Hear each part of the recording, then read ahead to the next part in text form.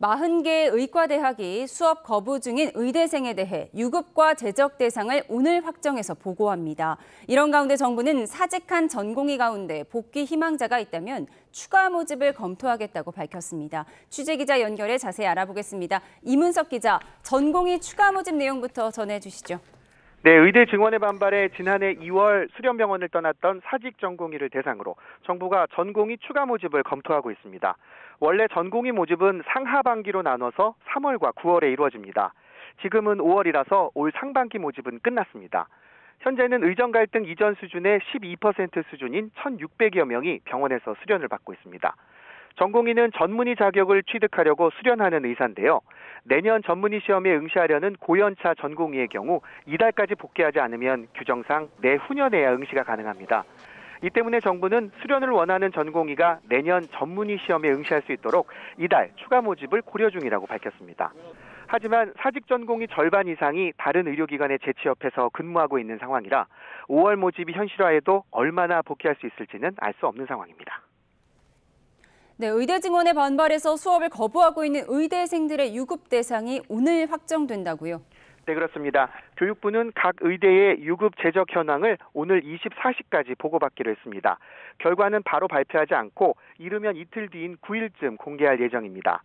공식적으로 지난달 30일 기준으로, 비공식적으로는 어제까지 온라인 수업에 복귀했다면 대상에서 제외했습니다. 유급은 쉽게 말해서 학사 경고로, 누적되면 재적, 즉 퇴학으로 이어집니다. 유급으로 인한 재적 기준은 대학마다 달라서 일부 학교 의대생들은 이번에 유급되면 재적 대상에 들어갑니다. 지난달 30일 기준으로 유급 대상 규모는 전체 의대생의 70% 안팎으로 추정됐습니다. 그 사이 무단결석 재적 예정 통보를 받았던 5개 의대 1,900여 명이 복귀했습니다. 2회 유급으로 재적 대상이었던 충남대 이사학번 70여 명도 대부분 수업 복귀를 선택했습니다. 네, 일부 학생이 추가로 돌아오긴 했는데 아직 대다수는 수업 복귀를 안 한 상황이 된 건데요. 의대생 대표들이 조금 전 공동 성명을 냈다고요? 네, 의대 학생협회는 오늘 공동 성명을 내고 교육부를 향해서 날선 비판을 쏟아냈습니다. 또 대선 후보에게 의료개혁 원점 재검토 의지를 요구하는 등 수업에 복귀하지 않겠다는 의지를 돌려서 나타냈습니다. 학생협회의 주장대로 수업 복귀 의대생이 많지 않을 경우 정상적인 학사 운영은 어려운 상황입니다. 정부와 40개 의대도 앞서 2개 학번 동시 수업은 가능하지만 3개 학번 동시 수업인 트리플링은 현실적으로 불가능하다고 밝혔습니다.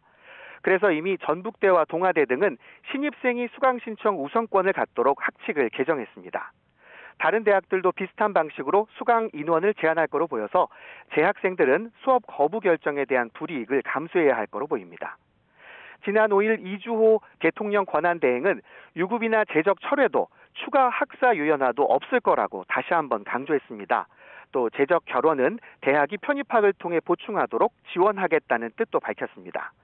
따라서 교육부가 각 대학 유급 확정 인원을 발표할 때 대량 유급에 따른 학사 처리 지원 방침도 함께 내놓을 거로 예상되고 있습니다.